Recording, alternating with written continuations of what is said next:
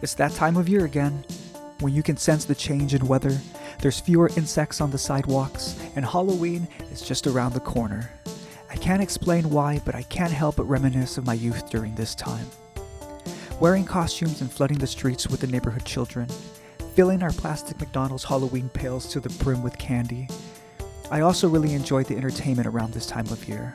The Halloween-themed cartoons and television shows, the gruesome decorations sprawled out through the neighborhood, cheap scares and thrills from the local haunted house.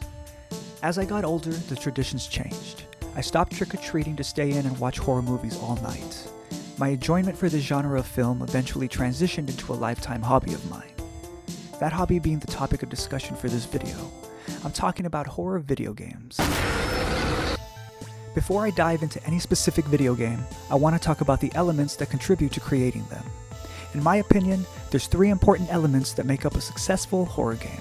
In no particular order: location, atmosphere, and music. Yes, the protagonist, antagonist, and everything else in between matters, but if the setting is wrong, the game can fail at being immersive. One game I can think of that hits all these marks is Silent Hill. I can honestly say that Silent Hill is the first game that genuinely scared me. It also warped my 11-year-old mind.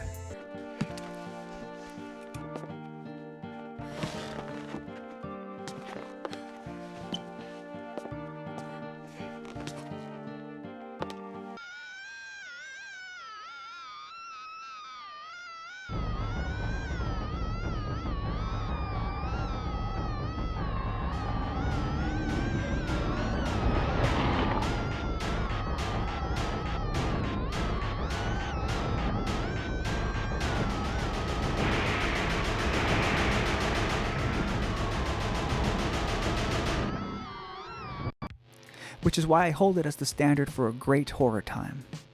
Games like Siren, Fatal Frame, and Clock Tower offer a similar experience in their own right. With such a vast category, there's going to be a lot of hits and a lot of misses. I want to know if there's an in-between. I recently finished a game called the Callisto Protocol.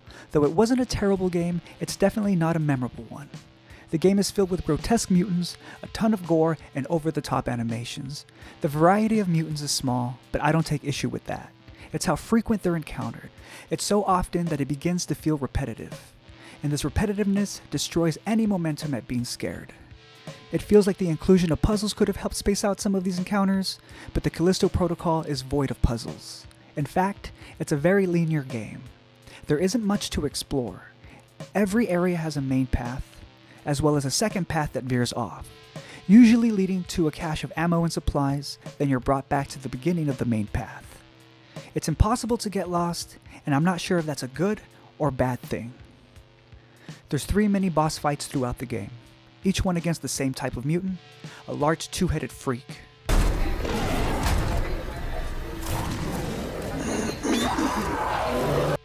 Once I figured out that all I had to do to defeat it is to stay away from it and shoot, the remaining 2 battles lacked any sense of threat or danger. The final boss battle was handled the same way. There's 2 other characters that are introduced who fail to develop any connection with the player, so when certain events transpired, I wasn't affected by it. The prison that you're trying to escape felt more like a haunted house you're trying to get through. The combat was basic: dodge, strike, and shoot, though some of the weapons were fun to use. The ending, in my opinion, fell flat. The overall story was interesting, but I feel that it was executed poorly.